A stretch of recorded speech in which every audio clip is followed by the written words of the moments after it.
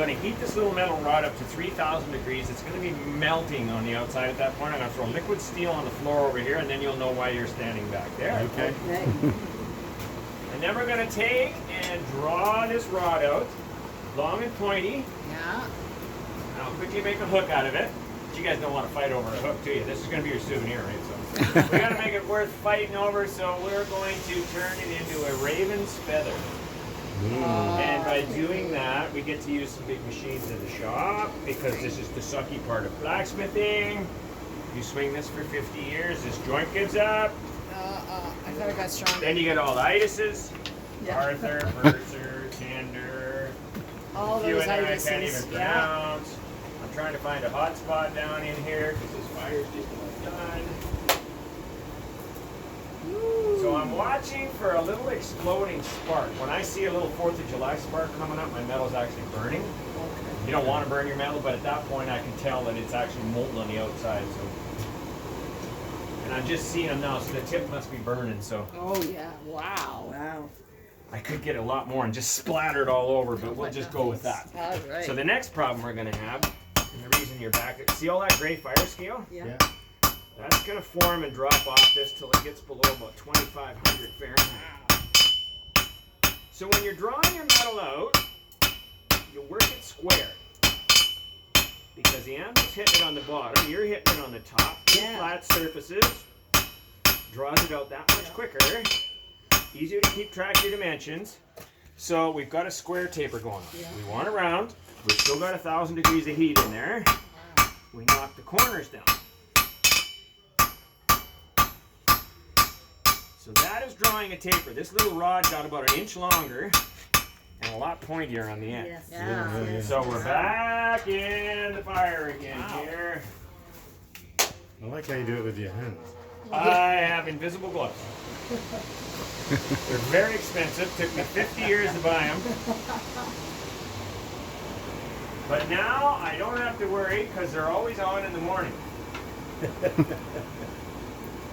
I don't like wearing gloves. You don't have to worry about left or right. Counter that stuff. When that comes off, that oxide, if it goes down in your gloves, it's 2,500 degrees. So as you can imagine, you're going to have a problem. Yeah. You're not going to get them off fast enough, that's for sure. So you gave up wearing gloves longer at the very beginning? Pretty much, yeah. I'm a welder by trade, actually. I've been welding for 50 years now, so I've been doing this end of it for about 20 years now. Yeah. I'm having more fun doing this. Creative? Okay, to make a hook, you Yeah. actually work off the side of the anvil. Oh, yeah. So if this is going to be our hook, Yeah. and you want to use it because your neighbor has sheep and you have a fondness for mutton, but you just can't catch the little buggers, we'll make this into a usable hook here. It's called centering your hook. So now you have shepherd's crook right by the hind leg. Or I can make an eye with it. It'd be a hook and eye for a gate latch, or for hanging something out. Yeah. Or scratching your back, or picking your nose. Any number that you can do with that. But we got to get rid of it because you guys want a raven's feather, right? Yeah.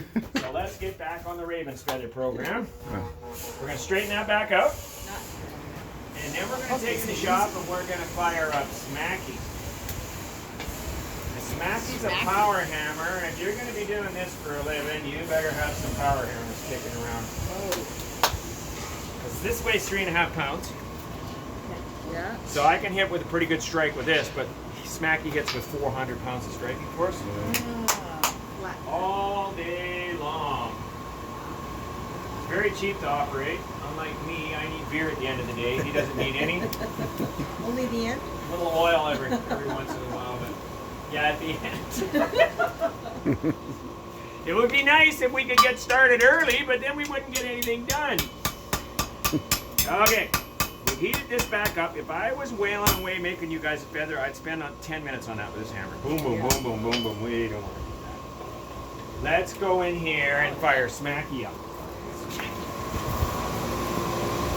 So I'm going to get you guys standing by the chair. That's kind of a safe spot. Smacky's an air hammer. There's a big piston and a big piston and a 100-pound hammer hooked to the front piston. I'm going to run this with my foot. That's going to control the stroke.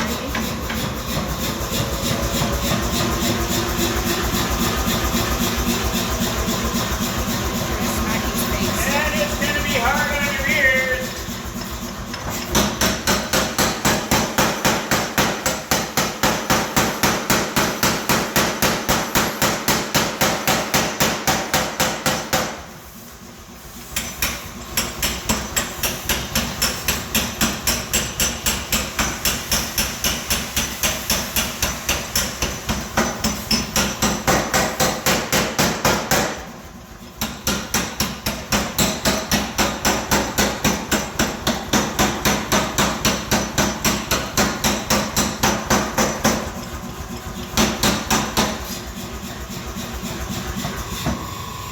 That is gonna be like smacky working for us. Wow. Now, Really? this is little stuff. This works with steel up to about 2 inches. Now, just get another plug in right here. Because I'm going to show you something else. If I'm working with steel up to 4 inches, I fire his big brother up. Wow. His big brother's a 1927 Foggy mechanical hammer. This came originally from Boston, Massachusetts. Built there in 1927. The old blacksmith I got it from, they live up in Nanaimo. He brought it up on a train from Montreal in 1949. It's been in their shop ever since we got a hold of it last year. That belt used to be 26 feet long.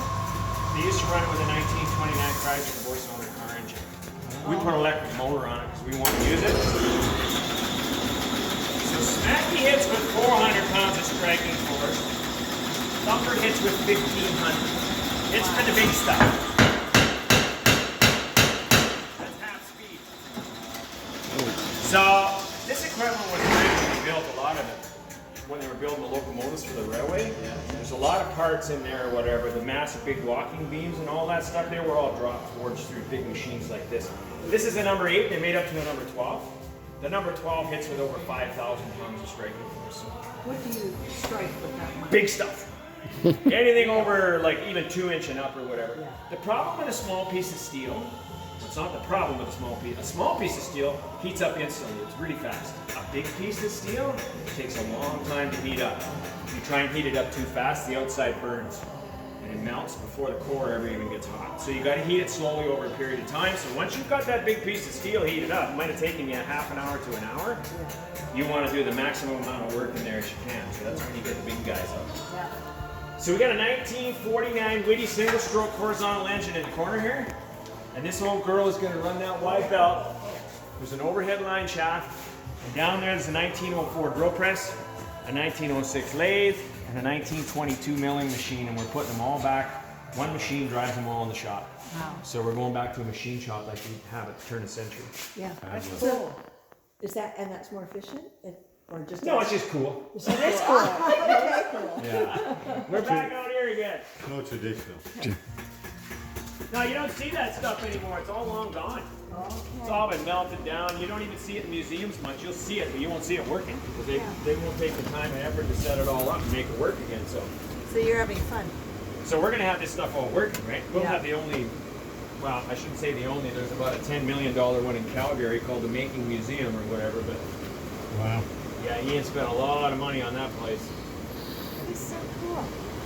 Okay, our little feathers like paper now, so Yeah. it's not going to take anything to heat it up. Poof, and it's Yeah. done. Oh, yeah. Now I left the metal long for a reason. Yeah. I only have 2 hands and I want to use them, so I'm going to hang on to that with my legs. That'll leave my hands free.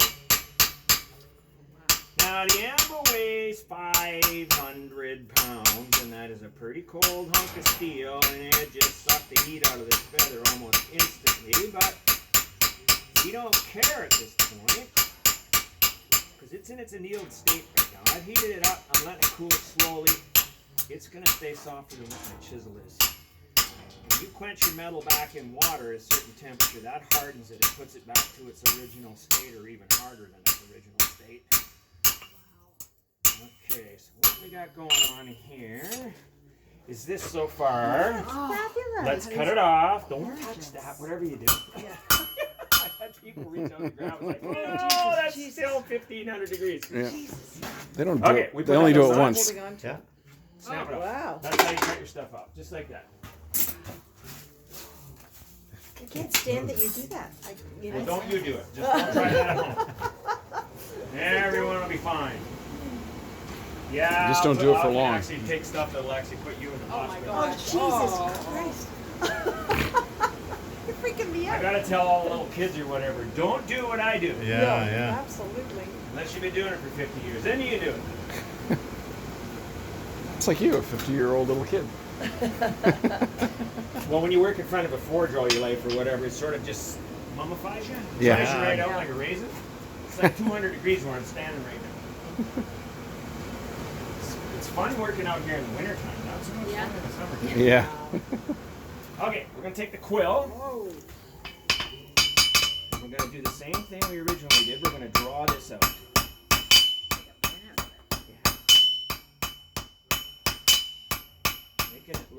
and pointy.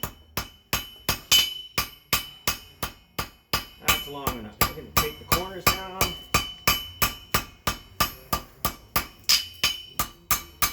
Now we have a feather with a quill, so but nice. there's 4 people, 1 feather, big fight coming up. Oh, Someone's no. gonna lose an eye. I just know it. I haven't checked my insurance lately, so we're gonna put a safety feature in your feather. We're gonna throw a little loop in the end of it so you can wear it as an earring or on a chain or use it as a pen. well, not when I'm done here. If I left it as a quill, you could, but we're gonna get a little loop in it here. I gotta be careful I don't burn the tip off, because the smaller your metal gets, the quicker it burns up. Okay, this.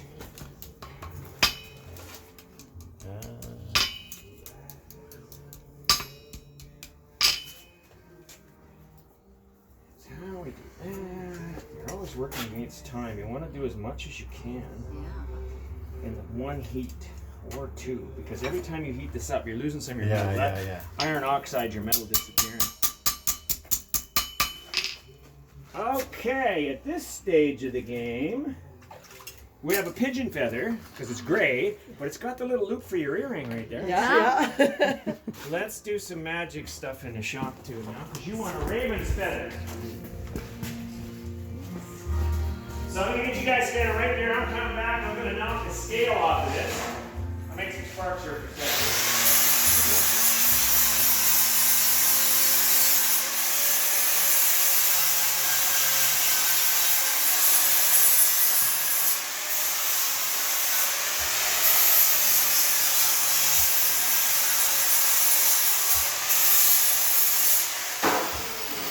Now we have a silver feather, but they don't make silver ravens. So now what are we going to do? Well, I know. Seeing how I'm a metal wizard, we're going to do something. We're going to take this old torch, which runs on car gasoline. This is a gasoline-powered torch.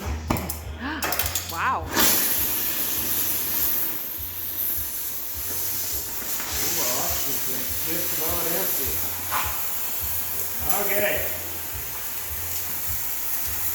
I'm going to do a little magical stuff here. So right now you have a silver feather. In about 10 seconds you're going to have a gold feather. Not real gold, or I wouldn't give it to you. What I'm doing at a molecular level down in here, the crystals in this are starting to open up and move around. There's the gold. Let's bring in some purple and some blue. This is tempering is actually what we're doing. Those are the temper colors you're seeing. We're using it for coloring more than anything. Oh, that is So fabulous. So I'm going to get out of the road. I'm going to throw this up in the air. as You guys much got to figure it out. as much as I think we both love this. These are our dear friends from Ontario. Oh, you don't know how dear. Yeah, you've got deliver. the You know place what? to It's showcase so it. beautiful. you. The thing is, you've got your raven. They have a raven that's a wrought iron raven in the window. Well, that's the start of your own. We do ravens too or whatever, but I've got one on the board. Jason Crow needs a... Yeah. I hate doing them. Come on upstairs. Isn't Let's that go lovely? look. Thank you so much. This is so fabulous.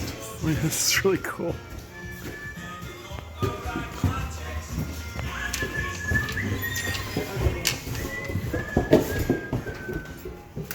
So our motto is if you can take it, we can make it, but you got to pay for it. Oh, look at All right, I gotta stop filming and start looking. This is great.